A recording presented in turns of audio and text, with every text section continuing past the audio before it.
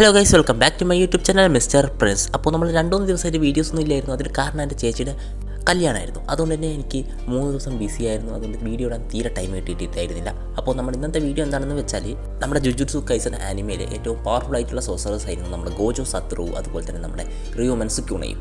അപ്പോൾ ഇവരെ 2 പേരെയും നമ്മുടെ യൂജി ഇടഡൊരി സർപ്പാസ് ചെയ്തിട്ടുണ്ടോ ഇല്ലയോ എന്നാണ് നമ്മൾ നോക്കാൻ പോകുന്നത്. നമുക്കറിയാം ഇപ്പോൾ ഇറങ്ങി കൊടുക്കുന്ന പ്രീക്വലിലുള്ള പവേഴ്സും കൊണ്ട് നമ്മൾ നോക്കുന്നത് യൂജി ഇതുവരെ വന്നിട്ടില്ലെങ്കിലും നമുക്കറിയാം യൂജിൻ്റെ എബിലിറ്റീസ് എന്തൊക്കെയാണെന്ന്. അതുകൊണ്ട് തന്നെ നമ്മൾ ഇന്നത്തെ വീഡിയോ അതാണ് നോക്കാൻ പോകുന്നത്. അപ്പോൾ അതറിയാൻ താല്പര്യമുള്ള ഒരു വീഡിയോ മുഴുവനായിട്ട് കാണുക. അതുപോലെ തന്നെ നമ്മുടെ ചാനൽ ആദ്യമായിട്ട് കാണുന്ന കൂട്ടുകാരാണ് നമ്മുടെ ചാനൽ സബ്സ്ക്രൈബ് ചെയ്താൽ ബെല്ലൈക്കൻ കൂടി എന്നാലും ചെയ്ത് വെക്കുക. അതുപോലെ തന്നെ ഡിസ്ക്രിപ്ഷനിൽ നമ്മൾ സെക്കൻഡ് ചാനലിൻ്റെ ലിങ്ക് കൊടുത്തിട്ടുണ്ട്, അതിൽ ജോയിൻ ചെയ്യുക. അതിൽ നമ്മൾ ഇന്നത്തെ വീഡിയോ ഇടുന്നതായിരിക്കും. അപ്പോൾ ഞാനധികം പറഞ്ഞു ഉറപ്പിക്കുന്നില്ല, നമുക്ക് നേരിട്ട് വീഡിയോയിലേക്ക് വെക്കാം. നമുക്കറിയാം നമ്മുടെ ജെജെയുടെ അവസാനം നമ്മുടെ സുക്കൂണനെ ഡിഫീറ്റ് ചെയ്തത് നമ്മുടെ യൂജി ഇടഡൊരി ആയിരുന്നെങ്കിലും നമുക്കറിയാം ഒരു 1v1 ഫൈറ്റിൽ ഒരിക്കലും യൂജിക്ക് എനിക്ക് തോന്നുന്നില്ല നമ്മുടെ സുക്കൂണനെ ഡിഫീറ്റ് ചെയ്യാൻ പറ്റുമെന്ന്.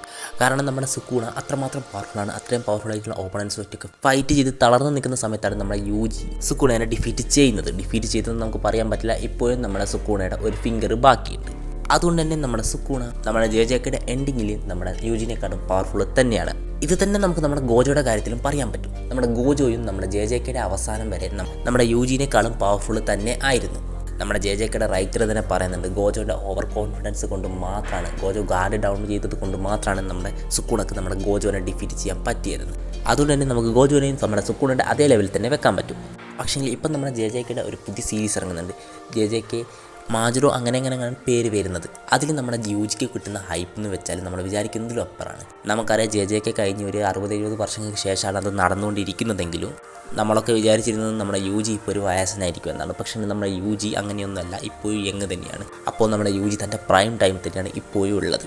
ഇപ്പം നമ്മുടെ പുതിയ സീരീസിലുള്ള മെയിൻ വില്ലനായിട്ടുള്ള ഏലിയൻ കിങ്ങിനെ കൊല്ലാൻ വേണ്ടിയിട്ട് നമ്മുടെ യൂജിനെ തപ്പിക്കൊണ്ടിരിക്കുകയാണ് എല്ലാവരും. യൂജിക്കല്ലാതെ വേറെ ആർക്കും തന്നെ അതിനെ ഡിഫീറ്റ് ചെയ്യാൻ പറ്റില്ലെന്നാണ് പറയുന്നത്. അതും പോരാഞ്ഞിട്ട് നമുക്കറിയാം നമ്മുടെ യൂജിക്കുള്ള എബിലിറ്റീസ് എന്ന് വെച്ചാൽ നമ്മുടെ സുക്കൂണയ്ക്ക് ഉണ്ടായിരുന്ന എല്ലാ എബിലിറ്റീസും നമ്മുടെ യൂജിക്കും ഉണ്ട്. അതൊക്കെ ഈ 70 വർഷ കാലയളവിനുള്ളിൽ നമ്മുടെ യൂജി മാസ്റ്ററും ചെയ്തിട്ടുണ്ടാവും. അതുകൊണ്ട് തീർച്ചയായിട്ടും നമ്മുടെ സുക്കൂണയുടെ അതേ ലെവലിൽ തന്നെ നമ്മുടെ യൂജി എത്തിയിട്ടുണ്ടാവും. പിന്നെ നമുക്കറിയാവുന്ന ഒരു കാര്യമാണ്, നമ്മുടെ യൂജി മറ്റുള്ള സോസറേഴ്സിനെക്കാട്ടും ഫിസിക്കലി വളരെ പവർഫുൾ ആയിരുന്നു.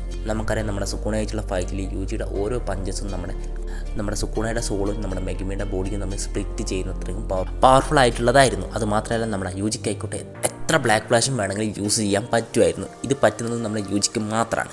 ഇതൊക്കെ വെച്ച് നോക്കുമ്പോൾ നമ്മുടെ യൂജിക്ക് സുക്കൂണയുടെ എബിലിറ്റീസ് അല്ലാതെ വേറെയും കുറേ എബിലിറ്റീസ് ഉണ്ടെന്ന് നമുക്ക് മനസ്സിലാക്കാൻ പറ്റും. അതുകൊണ്ട് തീർച്ചയായിട്ടും നമ്മുടെ ഇപ്പോഴത്തെ യൂജി നമ്മുടെ ഗോജോനെയും അതുപോലെ തന്നെ നമ്മുടെ സുക്കൂണനെയും സർപ്പാസ് ചെയ്തിട്ടുണ്ട് എന്ന് തന്നെ നമുക്ക് പറയാൻ കഴിയും.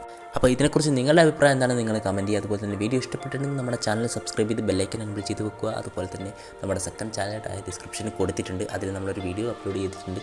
അപ്പോൾ അത് കാണാൻ താല്പര്യമുള്ളവർ അതുകൂടി ഒന്ന് പോയി കാണുക. അപ്പോൾ ഇന്നത്തെ വീഡിയോ ഇത്ര മാത്രമേ ഉള്ളൂ. മറ്റൊരു സമ്മതിയുടെ കാണുന്നവരെ ബൈ.